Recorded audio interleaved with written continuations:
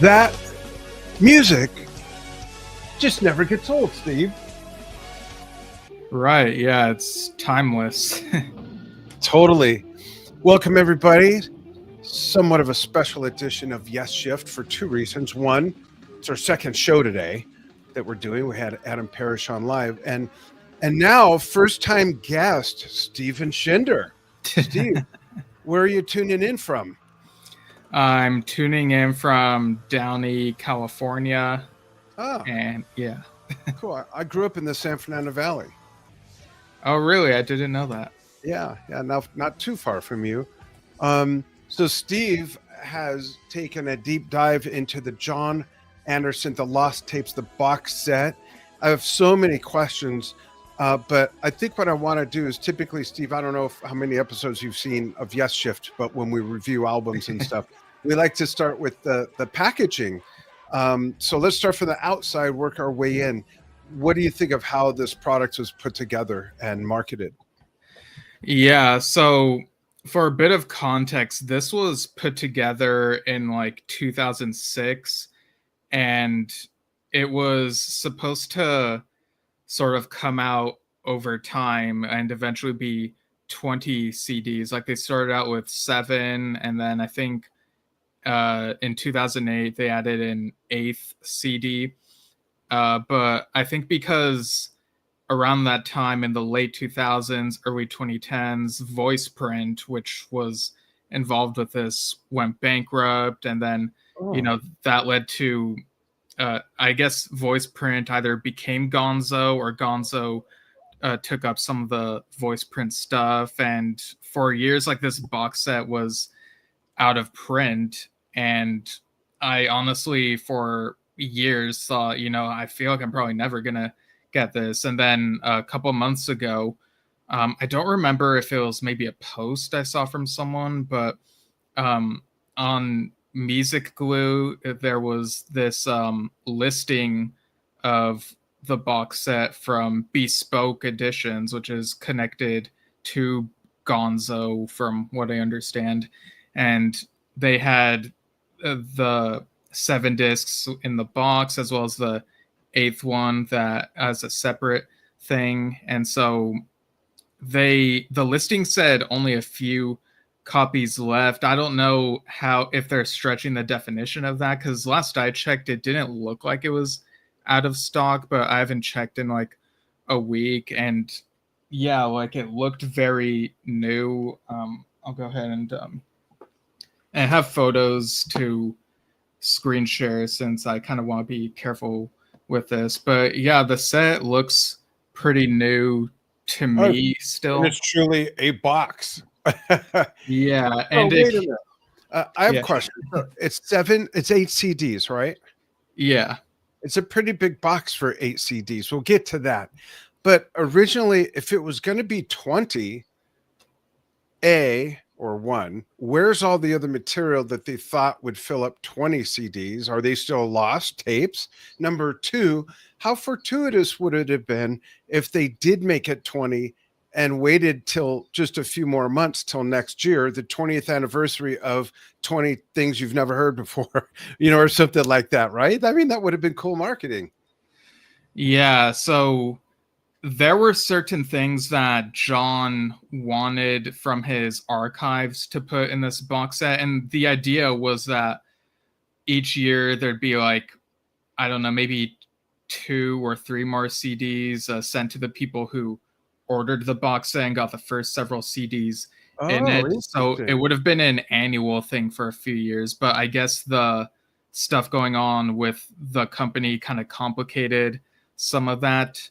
And so I imagine some of what might have been intended might still be in Jon's archives, and maybe there were a few other things that they were going to try to see if they could find. In fact, on the website that listed this box set originally back in the day, they had this message on their front page saying, since 1969, Jon Anderson has recorded stuff for the BBC, but it's been really hard to find some of these. Like even the BBC didn't maintain some of these things. So they wanted anyone who was involved with any of these radio sessions, or maybe anyone who taped it off of the radio to get in touch with them, and maybe that could have been a disc. So it sounds like this would have been the full project of 20 CDs might have been intended to be a combination of stuff Jon already had and maybe a few things that they knew existed but were trying to search for,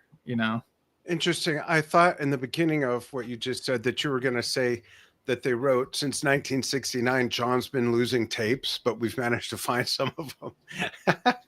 Oh. So let's see some of the photos and we'll talk about what's on these things. Yeah. So let me just make sure I get the correct folder. And folks, if any of you have this, go ahead and chime in. Tell us what you think. Yeah. Let's see. Steve can't be the only one. That one.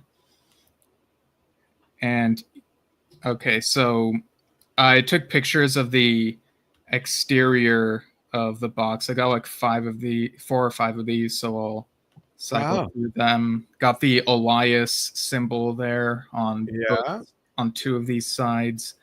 Those pictures of Jon over the years, and there's one of him. The Traveler guitar. Yeah, it's called a Traveler. Yeah. That's cool. Because he's an astral traveler, I guess. He is. I've always wanted one of those. Right. And you mentioned the size of the box. So when this was sent out to people back then, and, you know, this one that I ordered, it came with these these things of foam that are shaped like CD slipcases, like the same dimension. So it would pad the sides of the interior so that the 7 discs would be in the center and not move and flip around and stuff. Yeah. Huh. And because maybe they manufactured the boxes when they thought there were going to be more products in there? Yeah. Like that was the intention. They made the box, they put the 7 CDs and put the foam things so that it would take up the space in the meantime while people waited for future discs to. Yeah.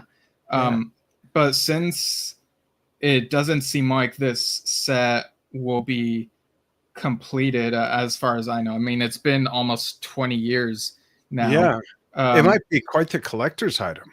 Yeah. Well, one of our viewers, Peter D'Amore, he mentioned that for his box set, you know, he got his own copy of this at some point. He uses the extra space for Jon Anderson's like solo CDs, like he puts his solo albums in here. So that's kind of what I've done. I've included some of my Jon Anderson related releases. Like I put True in there. I put 1000 Hands.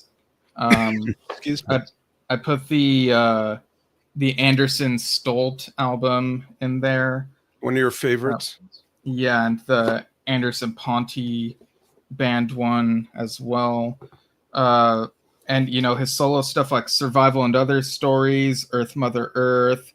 I put Close to the Hype, that single that he did with his son Damien in the 90s. Yeah. 3 Ships, Song of Seven, and Elias of Sun Hillo. I have 3 Ships on vinyl still. Oh, right, yeah. The original release. Nice. And I know I have his Deseo album somewhere. It's in one of these boxes probably. So I'd have to put that in here as well. But I imagine that as I keep collecting Jon Anderson solo stuff, I might have to swap out some of these things because it can't fit like everything. So I imagine over time I might swap the collaboration stuff out for the purely solo stuff, if that makes sense. So what's on these things? Is it all alternate versions? Are there indeed things that we've never heard before? Are there live versions of things that weren't released previously? What's on these? Right. So I'll go ahead and sort of go one by one.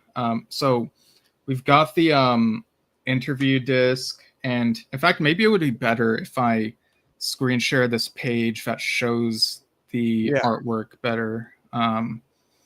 Let me just make sure I got the correct tab. Okay, here we go. All right, so we got this interview disc. Will it zoom in? Oh, there you go. Thanks. Yeah. Cool. And is that a collection of interviews from over the years? So this was an interview that Jon did shortly before the release of this. He did it with John Kirkman on October 29th, 2006. And he basically was interviewed about his career. He talked a little bit about Anderson, Bruford, Wakeman Howe, and how it was tough getting everyone to like work together on it. So he had to like seek out the producer. And of course, they talked about the box set and what to expect from it. In fact, one of the things he mentions in this interview is that there was a disc that was almost on the set, but they couldn't clear it with all the musicians involved with Really? that in time. Yeah, because it was recorded during his 1993 South American tour. And I do remember seeing video of that tour on YouTube. So maybe people could still find that. But yeah, I guess he couldn't clear that in time to include that in this, which, you know, it would have been really cool to have had that in here too. Yeah, that's interesting. Okay, Yeah. what else is on there? All right. So that's the first disc. So the second one, and I'm going by like how they're numbered.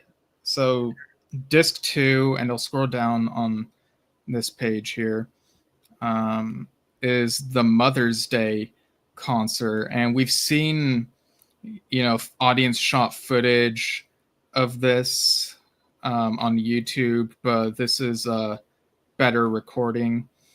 And this was filmed in 1996. So shortly after the San Luis Obispo shows that are on Keys to Ascension.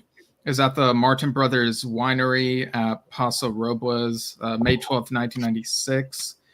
And you'll notice that on the artwork here, let me actually open that. So, hang on, let me switch tabs here. Yeah, it shows the winery.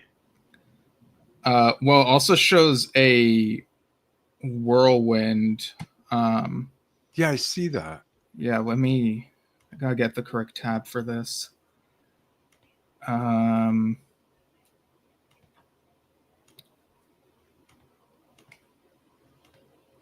Okay, here we go. I don't know if that's any bigger, but yeah, because during And You and I, they noticed a whirlwind nearby, and you even hear Jon saying, "It's a whirlwind." So, yeah. Can so you zoom in? I guess I'd have to download this in order to zoom in. Oh, okay. So it was an outdoor gig at the winery? Yeah. So the track list for this, there's like an intro, and then I'll Find My Way Home. So there's Jon Evangelis representation there. Then Wondrous Stories. And then after that, like they play the Charlie Brown theme for a bit, which is a neat little flavor. And after that, they played Children of Light. I think he even said that this might be on the next Yes album, because, yeah, that was before Keys to Ascension 2. And this track, you know, had been in Jon's, you know, he'd been developing this for like 10 years by this point, because there had been a couple demos with Jon Evangelis and ABWH. And then after that is Time and a Word, and then going into Soon. And after that, there's Owner of a Lonely Heart. And then you have about 7 minutes of his friend Long Walker speaking about Mother's Day and, you know, the earth and all that stuff, you know, the spiritual stuff. Yeah. Then you have Change We Must, A Time Has Come, which would end up on his Earth, Mother Earth album. And then One More Time, and then And You and I, like I mentioned, followed by State of Independence, and a very brief 1.5-minute excerpt of Revealing Signs of God. I think it was just the opening chant, if I remember correctly. Oh, interesting. and then of course ended with "I've seen all good people," given that it's it's My one of the favorite. best in Yes song. Yeah. And is it just him and a guitar, or is it their band? I think there's a bit of a band, but it feels very, it's not as heavy as like the Yes sound. But yeah, it's kind of what you'd expect from a Jon Anderson solo gig. Well, I say that now, but I feel like 1000 Hands was kind of an exception where there was kind of more stuff going on Yeah. there. Yeah. But yeah, had you heard of this concert like advertised around the time it was going on? I don't think so, but that was 96, you said. So it's in between, like you said, Keys and the Open Your Eyes stuff. Um, I don't remember. I would remember because Paso Robles is in beautiful central, southern, northern California, not far from San Luis Obispo, actually, in wine country. So I don't remember at all. And maybe it Okay. was just advertised more locally. We were living in Ventura at the time. You were 1 year old. Right, yeah. I don't know why people say 1 years old. There's only one, so it's Wait, do singular. people say that? Oh yeah, you haven't heard or read that? No, I haven't. Oh yeah, she's 1 years old. What? Huh. Yeah, but I love the colors on this artwork. Yeah, it's nice. It feels very John, like the art Did that's he on do it? these Did things. he do the painting? I I don't. Let me see if it says. Um,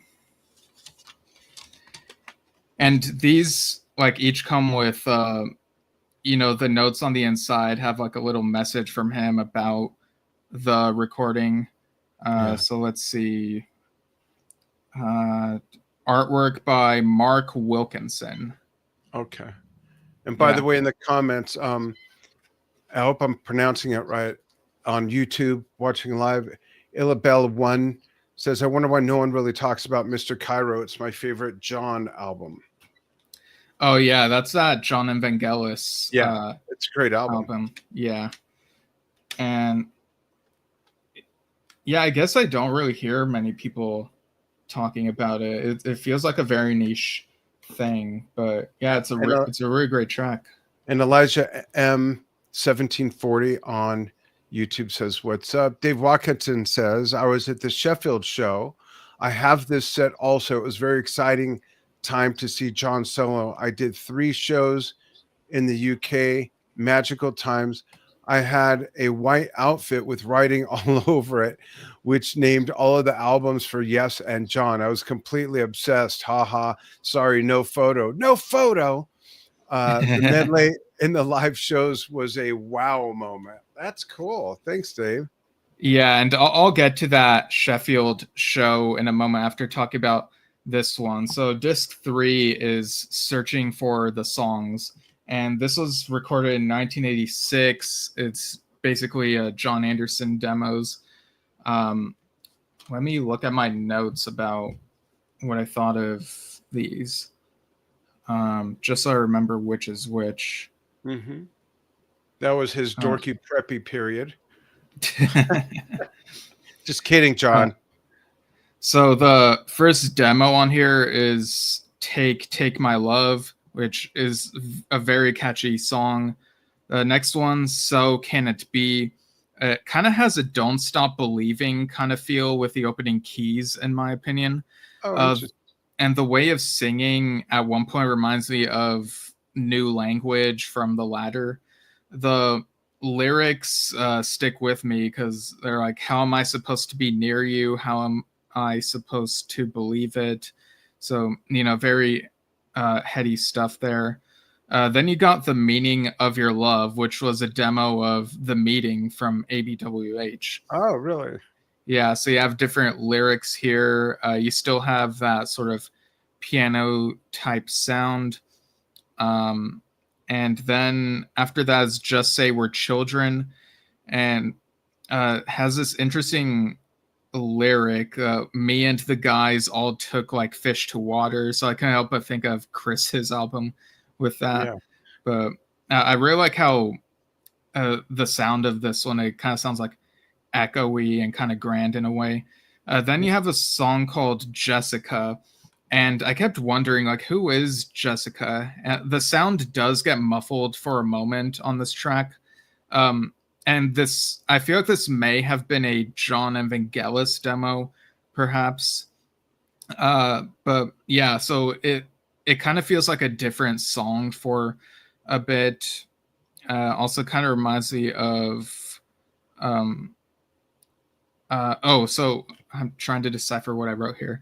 I think it mentions like a song for me and you at some point, and it also mentions Rachel and Jessica. Like there's this repeated thing. It's like Rachel and Jessica, and it's very catchy.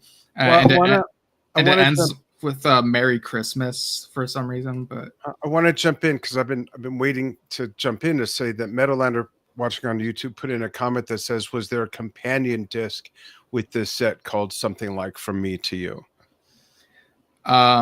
Yeah, From Me to You was the 8th disc that was mailed out to people who bought the set. So it's not in the. It was included as a separate listing on the Music Glue listing that I saw. So I kind of had to like buy the box with the original 7 CDs and buy the From Me to You CD. So continuing through this track list, then there's All I Want Is You, which has a drum machine at the end and kind of feels like a different song. And then Hurry Home, he pretty much has all the lyrics down for that one in this demo. So the lyrics, it's pretty close. It's very much the same lyrics as what ended up on In the City of Angels. That's the album it first appeared. Strawberry Wine is kind of it's really odd, kind of unusual for what you'd expect from Jon. You have lyrics like being a lover boy, having all the girls take my love. So it's really weird, but yeah, kind of a little bit raunchy sounding lyrics, I guess. But but maybe as I say that, I feel like people are gonna like imagine like way more than it actually is. It's just like including the word sexual in there, and yeah. It feels very bouncy, which I guess is fitting for that song. Then you got Punta del Este, which kind of has muffled sounding audio. Then I Can't Believe, I wrote here, is some of this song sung in another language, or is this scat singing? Like, I honestly couldn't tell. And then there are 3 bonus tracks, which is an instrumental version of Strawberry Wine, an instrumental of Take My Love, and an a cappella version of Take My Love. Interesting. And Illabel One is also saying, let's see, a couple of things. You guys mentioned Mark Wilkinson did the album cover with the tornado on it. Is that the same Mark that did the early Marillion albums? I don't know, and I'm not familiar enough with his work to remember those album covers off the top of my head to compare to the style. And then they say it would be nice to have a comprehensive Jon box set. His discography is pretty messy, all over the place, I guess. Oh, it's Ian. Hey, Ian. Right. Yeah, I'm not too familiar with Mark Wilkinson, but I don't know. Maybe it is. Yeah, I kind of wouldn't be surprised given sometimes there are those connections between these artists. Yeah, absolutely. And then we get to this next one. Let me just grab the cover for that. So yeah, it'll show up in a moment, but this is Jon Anderson with the New Life Band live in Sheffield, 1988. Let me see if it. And Ian says the art style doesn't look the same. Oh, as the Marillion stuff? Yeah. Okay. Okay, so for the Live in Sheffield artwork, and let me make sure it's the same person. You got 19. like this giant gorilla with like a rainbow hula hoop around it. Yeah, Um, 1980. Wow. yeah, this is also Mark Wilkinson. So I guess he did the art for all of these. Huh. Oh, really? I think so. And again, I don't know if it's the same Mark Wilkinson from Marillion, but yeah, this would have been when John was touring while Yes did the drama thing. So very much a contrast from the heaviness of the Yes sound. You know, he does some more light stuff here, but he Yet there's a plays. gorilla. Yeah, I think this might possibly be my favorite of these uh, cover art things Yeah, because of how wild it is. that's Uh, funny. yeah, so I'll just read off the track list. So, like, this is a 2-disc one. So CD1 has Some Are Born, Don't Forget. So right there you have a couple Song of Seven tracks. Then the band plays a funk theme, and then a very brief. You kind of have a string of Yes song excerpts. I guess kind of a medley. Like you have a bit of To Be Over, Perpetual Change, The Prophet, which is a really deep cut from Time into Word. Yeah. Long Distance Runaround, and then you got Wonder Stories, Rejoice. I've Seen All Good People. I think it might be the All Good People part. I could be wrong, but yeah. And then you have like the opening chant from Revealing Signs of God. Oh, and you have an All Good People reprise. So maybe he did sing your move. I'd have to listen to the disc again. But then there's a 1-minute excerpt of him singing the Remembering, and then almost 5 minutes excerpt from Ritual, and then Far Away in Bayagad, I Hear You Now, One More Time, Every Day, Hear It, Take Your Time, and Song of Seven, one of my favorite Jon Anderson tracks. And then CD2 has this 11-minute track called Petrushka, followed by the tour song introductions, and then Heart of the Matter, Band Jam, All Good People. And then it's followed by tour rehearsals of some of these songs, which are For You, For Me, Some Are Born, Don't Forget, Everybody Loves You, To Be Over, Perpetual Change, The Prophet, Long Distance Runaround, Wondrous Stories, Rejoice, I've Seen All Good People, Revealing All Good People, Reprise, Remembering, and Ritual. So Rejoice is kind of a deep cut. Yeah. Well, I guess it kind of is in the grand scheme of Yes, but you got to remember this was like not too long after the Tornado tour. Yeah, but they never even played it again. Yeah, did John and this New Life band, did they perform anywhere near you around that time, or was it sort of like other places? In LA, I don't remember if they came to LA. Yeah, maybe this was just a UK thing. I'm not quite sure. It might have been. And Ian is saying on YouTube to check out, as an example, Script for a Jester's Tear. As soon as I saw this, I remembered the album cover. And while it is quite different, it could be the same artist. You know, it's really hard to tell. Yeah.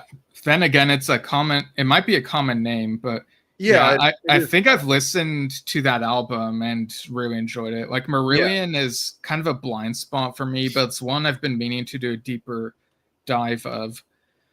I see another comment from Luis Rose saying it's amazing how John's vocal range and glow have survived into his old age.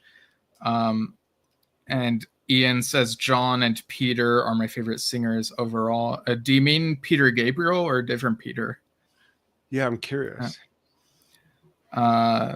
Luis says he's as vocally indestructible as Placido Domingo, who's a few years older.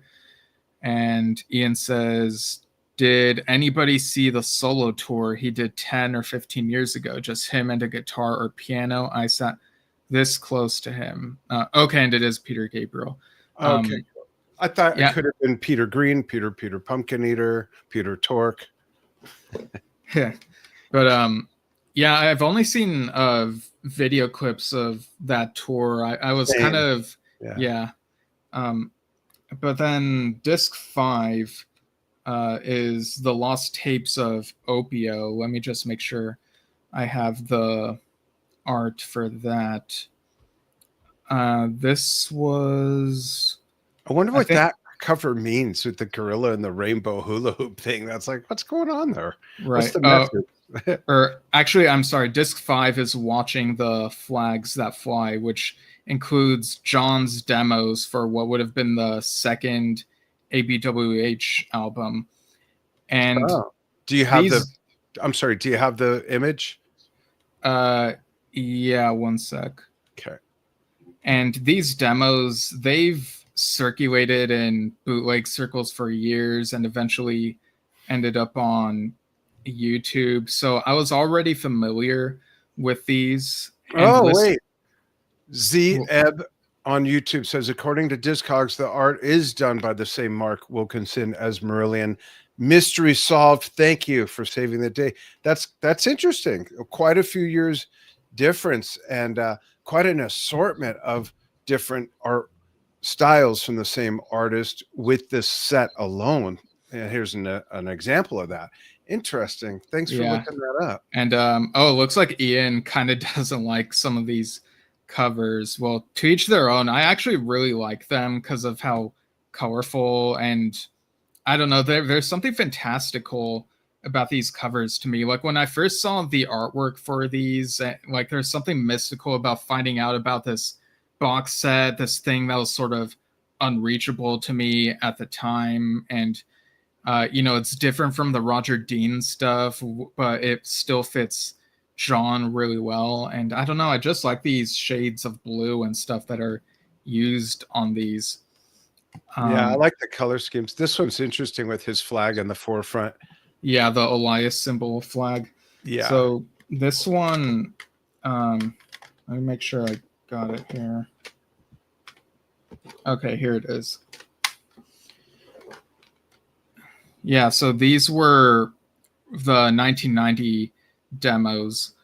So the tracks included here are Hold You in My Arms, which is really catchy. I really enjoy that one. There's the early version of Take the Water to the Mountain, where it feels like these demos are maybe him with a drum machine, and occasionally you might hear keys. I don't know if that's just him or maybe a session person. I don't know.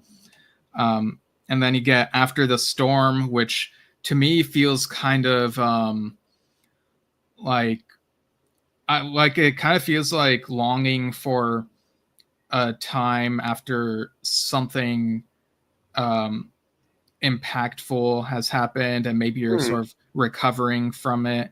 It's got that slower introspective feel. I really like it. Then you have the track Watching the Flags That Fly, and again, these are like some slower songs. So I get the feeling that when people discovered these demos, they were maybe in the 90s or something, before this box set was a thing. Maybe some fans were hoping it would be heavier or fuller stuff, more akin to Yes or ABWH, but these are Jon demos, so you kind of have to expect some lighter stuff here. Yeah. And then you have Touch Me Heaven, which is another softer one. We Make Believe kind of has it kind of feels, how do I put this? It feels quirky, I guess, like the keys and the drum or drum machine sound, whatever it might be. Then you have To the Stars, which is it has some really great singing from him.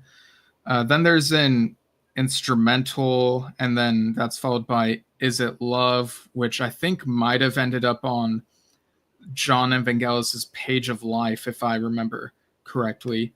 They have Access of Love, and they have Instrumental 2. One of these instrumentals became a bit of Toltec, the bit that goes I like that song. That's Yeah. interesting.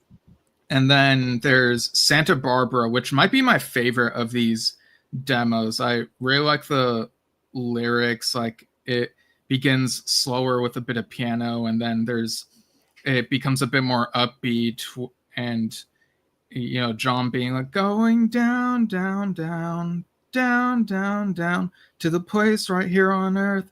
I think we call it heaven. Like, it's a real feel good song. I really like it. They have tall That's different buildings. for him.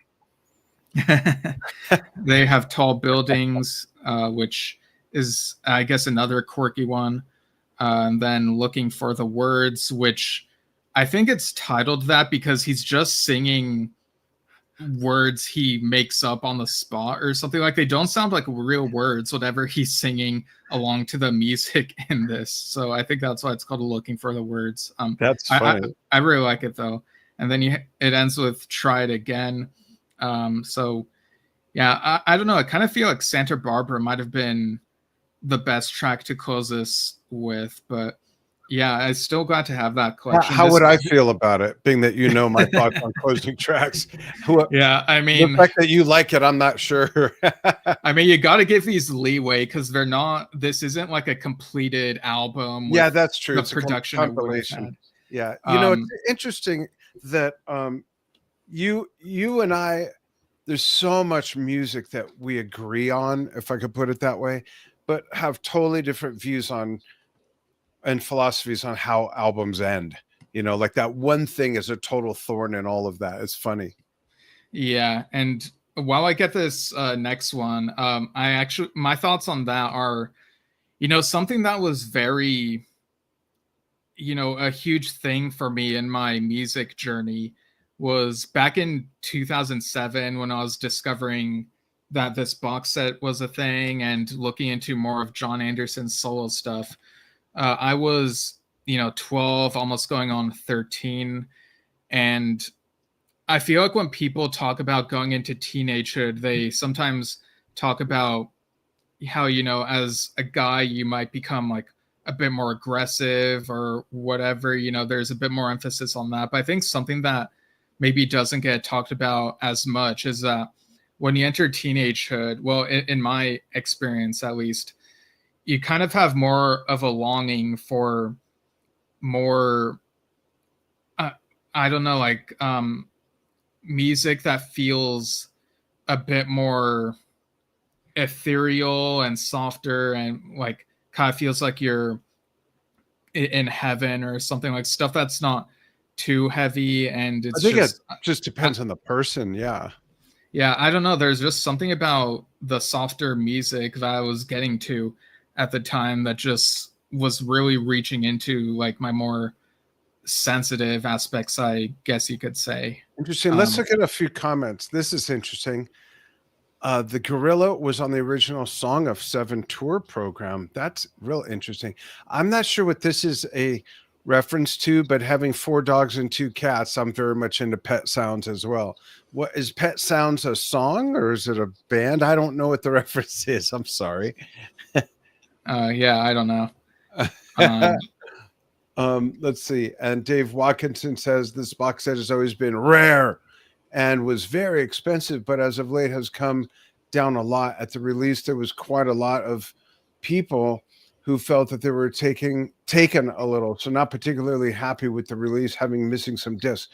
But that's fair after everything Steven's told us about this. But the plan, I hear, ran out of time, luck, money, and permissions, and had to come out. The design of the box and cases is very good. A fine collection that can be added like Steven's done. That's cool. Thanks, Dave. Yeah. So this next disc is the Lost Tapes of Opio. Let me just look at the... And Bella Latrice is watching. Just want to give a quick shout out. Oh, hey. So this one, Jon writes here that like the title suggests, I did lose these tapes in the course of my life. I do travel a lot and sometimes lose stuff, and it's very sad to misplace music. It was so great to be checking my tapes when I came across the music I recorded in Opio in the south of France in 1989. And I think it's possible he might be misremembering the year, or maybe some of this was recorded in 89 and some in 1990, because one of these tracks was written on the day Nelson Mandela was released. Interesting. And that's the first track release, which is 27 and a half minutes. Let me look at my notes about this CD. Let's see, Lost Tapes. I like that cover a lot. That's neat looking. Yeah, it looks like a treasure chest. Need a closer look. I'm gonna really great. Okay, so yeah, release is like there's a lot of instrumental stuff on this CD. So you got release for 27.5 minutes, and then you got homage to Sun Ra, which when I was listening, I was wondering to myself, did this get reused for Angel's Embrace? And then because it's very much sounded like New Ireland from Angel's Embrace. And then when I got to the next track, Miraval, I wrote here, it starts off moody, but then has a triumphant feel 1 minute and 45 seconds in. It feels in the vein of the orchestration on Ray of Hope, which was one of the bonus tracks that eventually made it onto Three Ships. And then I got to the track that's titled Ireland, and it didn't sound too familiar to me. So I was kind of wondering if maybe the titles of the tracks for Ireland and maybe homage to Sun Ra might have been mixed up a little. Huh. That's weird. Yeah, and then there's Opio Symphony, and then you get 17.5 minutes of Long Walker Speaks. So you get some of the stuff that he talks about, possibly maybe some of what might have ended up on Toltec. I would have to do like a comparison, but yeah, I wouldn't be surprised if John reused some of that for Toltec. And this was originally given to, I think, people in the 90s as like a UNICEF related thing. Oh, really? So, yeah. And let me just look at because I think there is a bit more info on that. See, that cover was neat. I liked that. Okay, John, the record company, and agreed that 100% of net profits from the CD would be donated to charity UNICEF. Okay, so cool. Yeah, so I guess this had a limited release at some point and then was later included in this box set. Tony Brown says, I'll put on the screen. Tony Brown says, I have a cassette tape of Long Walker Speaks. Tony, will you please explain for everybody under 50 what the F word a cassette tape is? It's funny. Was it yesterday I had that shirt on? It said, never forget. And it had a floppy disk, a VHS tape, and a cassette tape on it. And I still have floppies back here. I have floppies down there on a shelf from when Stephen was little and his siblings, and I used to let them use Paint and other programs on my computer that took floppy disks. I still have all those. God knows what's on them. Right. And so, yeah, those are the first 6 discs. And then this next one is labeled disc 20. So it would theoretically, be at the end of this thing, and the rest would like fill in between discs 6 and 7. So when and this is interesting. I agree. Like, John definitely has enough demo stuff material now to complete the box set, and who knows what else besides demo material, like alternate versions, live versions, and we'll talk a bit more about that in a moment, because I do have something that kind of gives an idea of what else he might have included, and we could sort of speculate like what other archival stuff would we want released from John. But cool. Yeah, this one is how do you pronounce it? Is it I think I can't see it very well. Zoom in, please. Is it binaural or binaural? Binaural. Yeah, as in binary, binaural, and okay.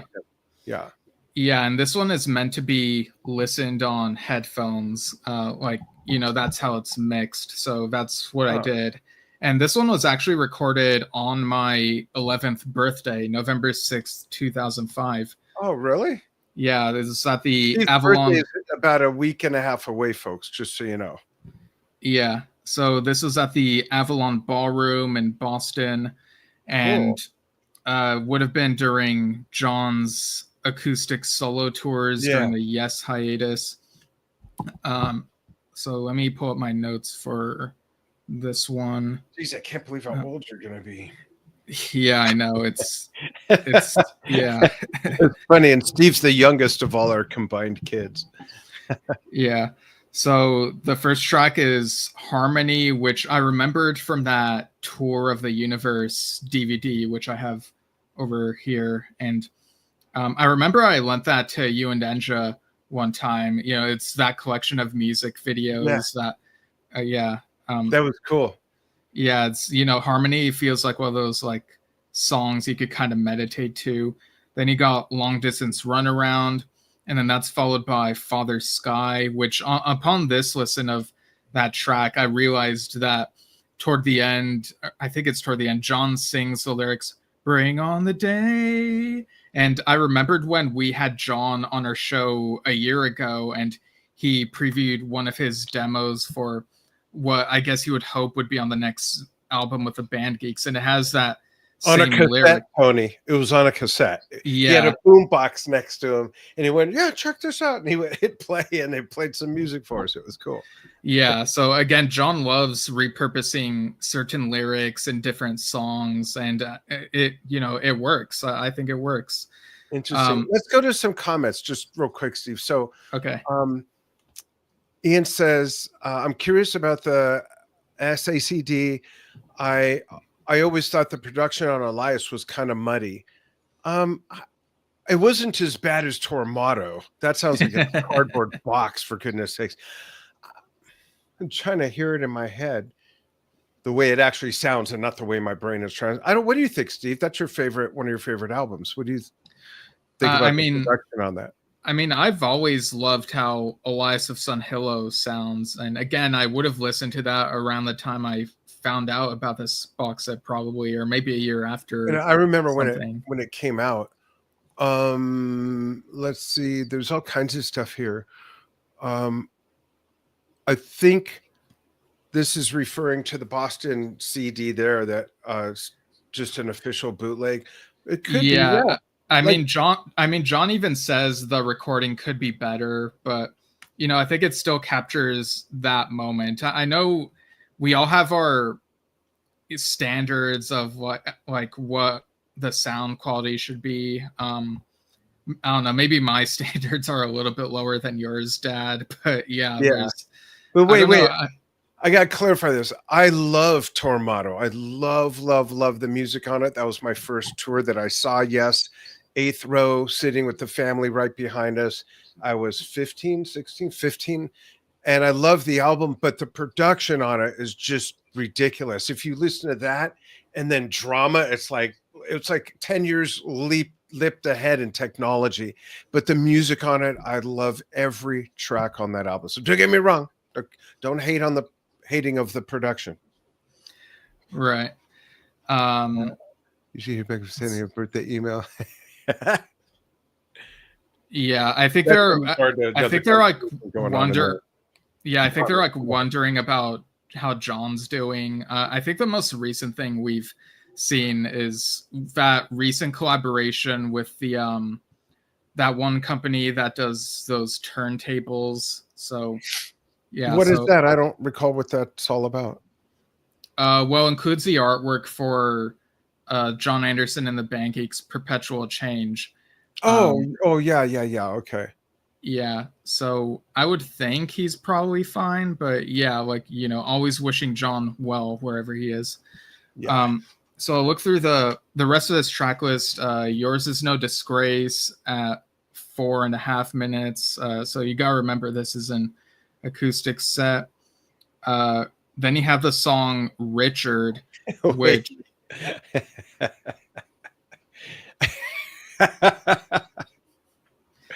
not a turntable, a cheese grater. Sorry. Okay. Yeah, there is some debate about what the product is or whatever, I guess. But then you have the song Richard, which originally was, I think, from the Tormato sessions or maybe the Paris sessions. Or the Paris, I think. Yeah. Yeah, it appeared on that In a Word, Yes box set.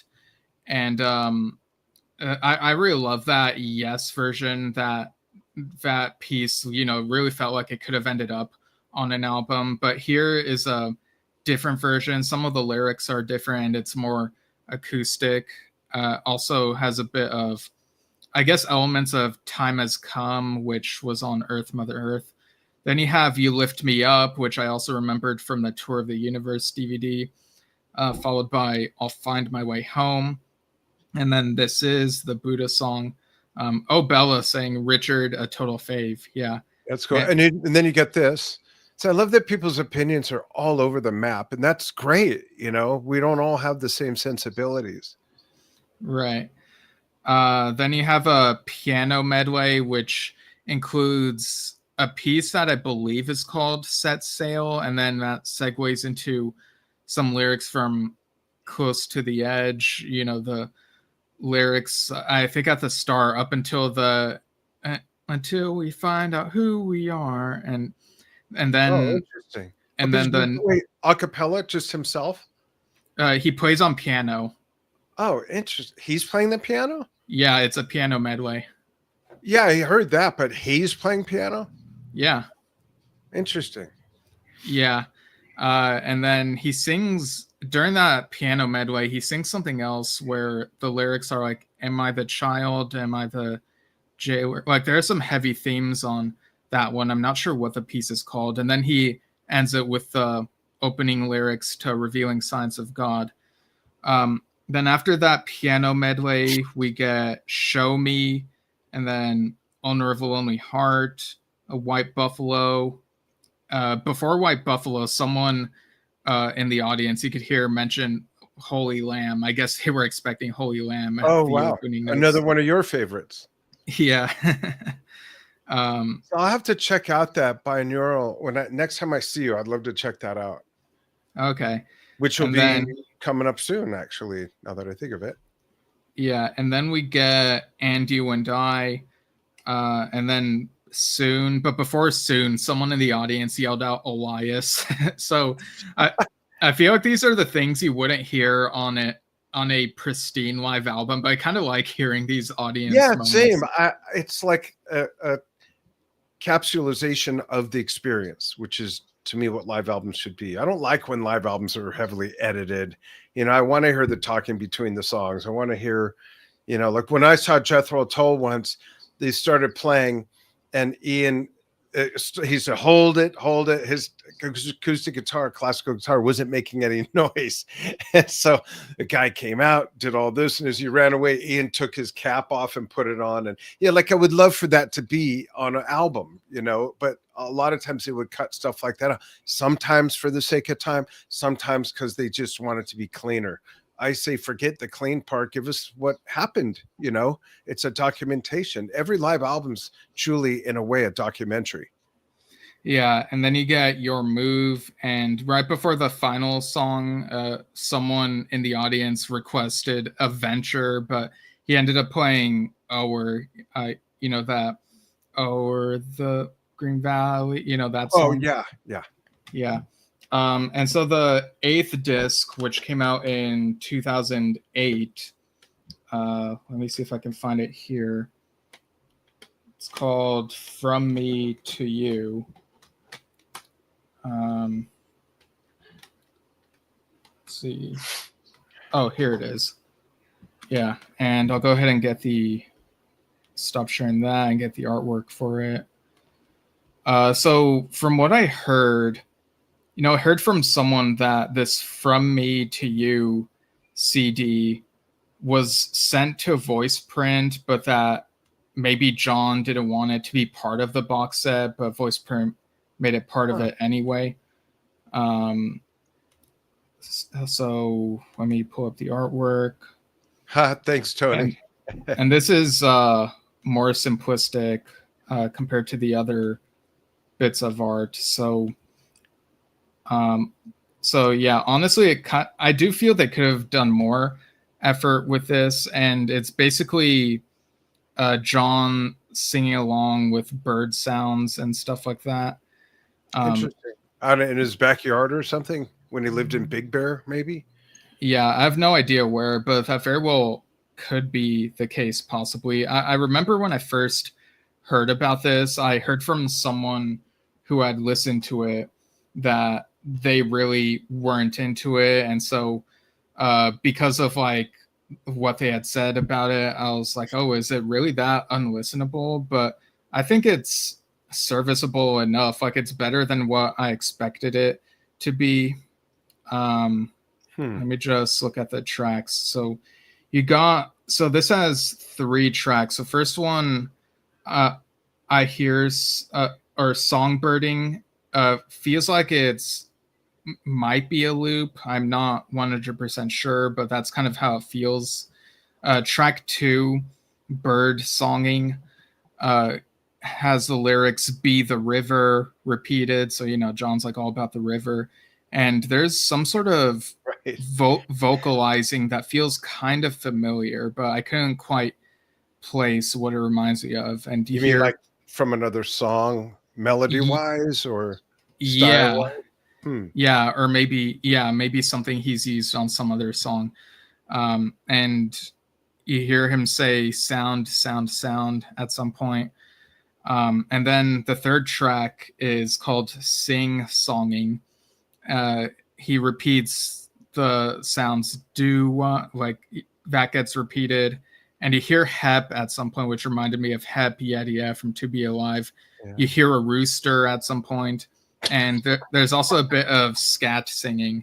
So, yeah, I don't know if he titled the tracks or if Voice Print did, given what someone told me years ago. That really, someone told you that someone else titled them? No, that's not what I'm saying. I'm wondering if he titled it or Voice Printed, because it kind of sounded like the way this person was describing it to me was that Voice Print made this part of the set when that's not what John wanted. So if that is true, then I wonder like what else is true. Like, did they take liberties with the track list or what? But yeah, those are the 8 CDs that were released for that set. And then regarding what else could have ended up on it, I'm just going back to the interview disc where in these notes, John says, let's see, he says, "I have many CDs worth of ideas, music for the China Dance Theater, songs from Nashville, music for meditation, even Mountain Men songs when I lived in the Big Bear Mountains. All these will eventually be part of the box set. They aren't all great recordings, but they are as honest as that moment in time." And to my knowledge, I don't think those 4 things have been released, at least officially. But yeah, so I guess my question to you is, are there any things that you'd kind of want or would have liked to have been included in this set, or like any archival Jon Anderson stuff you'd like to see an official release? Yeah. If I'd love to see, did he tour Elias? Because if there's live material, I'd love to hear any live material that was recorded properly, and that would be cool. Yeah, like that's the first thing that comes to mind. And any other like live Toltec stuff would be cool if it's out there. Yeah, I don't think he toured that album because he was busy with Yes. Yeah. How about you? Is there anything missing, blatantly missing, or just a wish list? So my wish list, I think would include those things mentioned as well as the South America show. In the interview disc, they also mentioned that there's like a bootleg recording of the animation tour. I'm sure people could probably find that, but that would be cool to have an official release, maybe clean it up a little bit if it needs a little cleaning up. Yeah. John also mentioned in the interview that this ballet that he wrote with Ian Anderson in the 70s. I think it includes John's piece titled Ursprung, so I think that would be cool. Interesting. And of course, whatever BBC stuff might be available. But a few things I jotted down that I thought might be cool to have included here or to see future official release in some capacity. I know that in the mid 70s, he recorded something called The Sky and His Shadow. I think a bit before Elias of Sun Halo. And it's like an instrumental that sounds like that, I guess. There are some John Evangelis demos from 1986. Maybe those could be on something. I know he's been working on his musical Chagall, and that even had like a test run within the last couple of years. But it'd be cool to have the demos of that on an official release. Let's see. 1000 Hands started off with these demos titled Uzlot. I think it'd be kind of neat to see those demos as their own thing, to see what the evolution was like before they were finished for 1000 Hands. That'd be cool. It would be great to see a recording from his tour with Kitaro. Maybe you can find bits of that on YouTube, but wait a minute. Yeah, I love that album, and that I would love to. That's a great one. A DVD would be cool. Live footage from that era. Yeah, and also think of that. Yeah, that'd be great to see. Yeah, and this was something that was kind of on my wish list back in the day, which was I know that in 2000-ish, before the stuff with Igor happened, he and Igor were working on an album that would have been titled True You, True Me. I do wonder if it's possible for John to release his contributions to that as their own thing, or for all we know, maybe he's already used some of that for other stuff and we just don't know. It's something I'm kind of curious about. But yeah, like John has a lot of stuff, a lot of demos and archives that could very well fill up maybe beyond what would have been the 20 discs. The 20 piece. Yeah, and I'm as a Jon Anderson fan, I'm someone who just always wants more of these recordings and to be able to collect all that stuff. Yeah, I want more Band Geek stuff with him. I mean, I still you've heard me say it over and over, including with our interview with Adam Parrish this morning. I just can't listen to it too much. I'm meaning enough, I just over and it's like, give me another album already, damn it. Is just so good. And the performance was so good. Come on, guys. I mean, I know he's 81, but let's let it rip some more. Yeah, I mean, I think it's one of those things where we might not know it's happening until after it's been finished, perhaps. Yeah. But yeah, there's great musicianship there. I'm sure like the demos for True could even be released as their own thing. But we have some so we have connections and we have some pretty humane torture strategies. I think we can get it out of someone. I absolutely would just love that. And these are what the CDs kind of look like. Cool. So they're represented with artwork as well. That's cool. Yeah, they're like really colorful. I think I might have shared photos of them on some news thing when I first got the set. But yeah, like they got like their own like symbols and stuff. But cool. Yeah, so again, like this box set was something that was super important to me, and it was kind of a dream for me to like eventually have this. When did you get it? I got it, I want to say maybe it arrived in July. Okay, so I was wondering, like, how did he have all this time to listen to all that? But now I think I listened to most of it within that first week of getting it, though. So I was like, I was just super eager because I'd been waiting. I found out about this in 2007, a year after it came out, and so I'd been wanting it for 18 years, basically someone could have grown to adulthood in I know, that's that crazy. time that I first found out about it and then finally got it. And there's also something interesting about you look at my background that I have. That's what the spines would have spelled out if it had all the 20 discs. It would have had the full Jon Anderson spelling and the Elias symbol. Actually, let me go ahead and share the And full Elijah image. says hi to both of us. Hi, Elijah. Thanks. Oh, and hi. Ian says, I heard he was making another album with Royne Stolt. Yeah, like we've heard things here and there. Like Royne Stolt, I think, said a couple times about, working on, adding stuff to the project with Jon. So hopefully that second album comes out soon, because next year we're coming up on 10 years since that first Anderson Stolt album really came out. Yeah.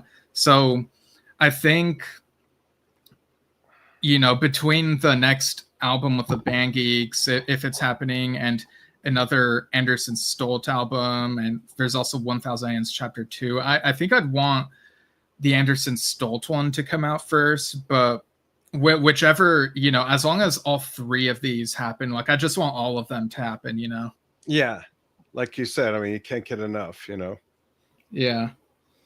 Cool. Hey, I also want to thank everybody for watching on Facebook and YouTube on Yesshift and Drum Talk TV. A lot of comments, a lot of chatting. We appreciate that. It was a fun topic. Steve did a great job. This is the first time he's been interviewed on Yesshift. Yeah, and again, like this was such a big topic. I wasn't sure if I would do a complete justice, but I think it at least satisfies some curiosities, if anything. Totally, because I was very much in the dark. Adam Parrish says hi, long time no speak. Hey, check that out, folks. We interviewed Adam this morning our time, 9:30 a.m. Pacific. But yeah, what's next? Let's see what's coming up next real quick. We got a game show on Drum Talk TV, which we may not stream live this time once the game actually starts.